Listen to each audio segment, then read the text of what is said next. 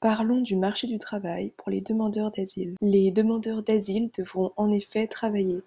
Vous pourrez travailler 1 mois après votre demande d'asile, c'est-à-dire à la date à laquelle vous recevrez votre lettre de confirmation, ou bien dès la réception du livret alien.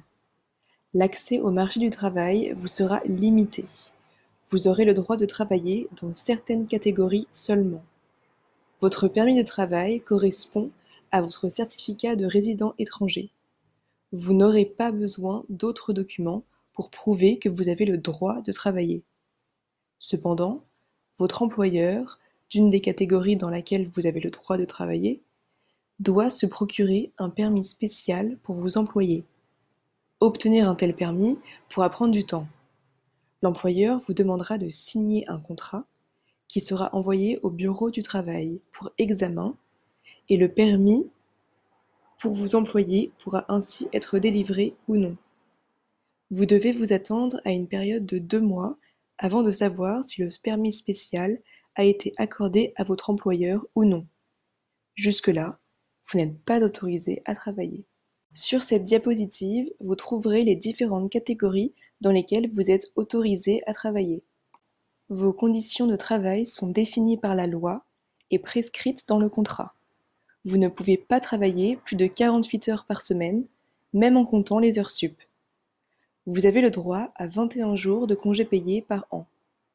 Vous serez couvert par une assurance travail en cas d'accident et votre employeur devra payer des cotisations sociales. L'employeur pourra vous demander de faire une période d'essai avant de vous embaucher. On vous conseille de ne pas excéder 3 jours d'essai et de vous assurer que votre employeur vous paiera. Il y a peu d'emplois à Chypre qui ont fixé un salaire minimum, et aucun emploi accessible aux demandeurs d'asile ne bénéficie d'un tel salaire. Votre salaire pourra varier entre 400 et 800 euros. Si votre employeur propose avec l'emploi un hébergement et une pension alimentaire, votre salaire sera sans doute de 400 euros. C'est par exemple le cas dans le domaine de l'agriculture. Cependant, le travail en ville devrait rapporter jusqu'à 800 euros. Le salaire moyen par heure, le salaire moyen acceptable par heure pour les travailleurs étrangers est de 5 euros par heure. Juste pour vous donner une idée. Les termes et conditions d'emploi sont définis dans votre contrat qui vous sera remis dès que votre employeur aura reçu l'approbation du bureau du travail pour vous employer. Vous devez avoir une copie de votre contrat. Sans cette copie, il est déconseillé de commencer à travailler. Vous pouvez chercher un emploi de votre côté, vous pouvez demander aux agences de vous aider, et vous pouvez aussi demander de l'aide auprès du bureau du travail. Si vous souhaitez obtenir l'aide du bureau du travail, vous devrez vous y inscrire avec votre lettre de confirmation et votre livret alien. Vous devrez vous inscrire au bureau du travail rattaché à la région dans laquelle vous vivez. Avoir une copie de votre CV sera très utile pour l'agent.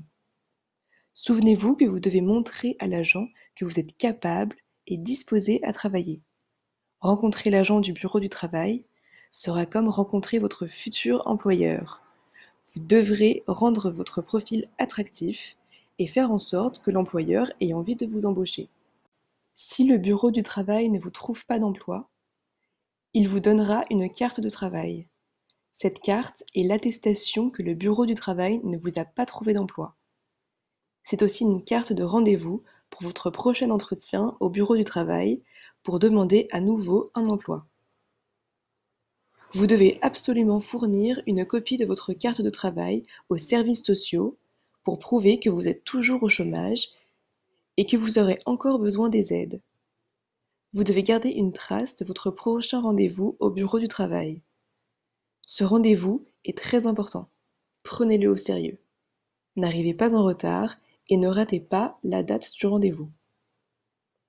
Si vous ne vous présentez pas au bureau du travail pendant un certain temps, l'agent pourra fermer votre dossier et les aides des services sociaux seront résiliées.